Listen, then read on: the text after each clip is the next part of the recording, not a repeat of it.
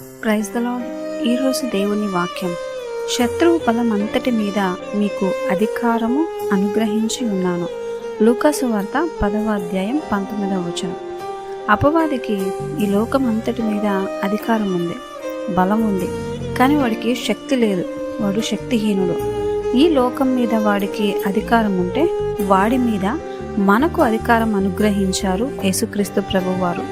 అంత మాత్రమే కాదు, మన అధికారం శక్తితో కూడినది కనుక వాడు మనల్ని ఏమీ చేయలేడు. ఒకప్పుడు వాడి దాస్య కాడి క్రింద ఉన్న మనల్ని ప్రభువు తన రక్తంతో విడిపించాడు.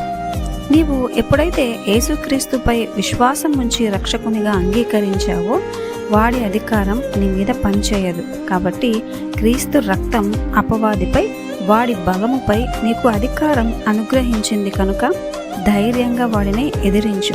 నీకు ఏది కూడా హాని చేయదు. ఆమేన్.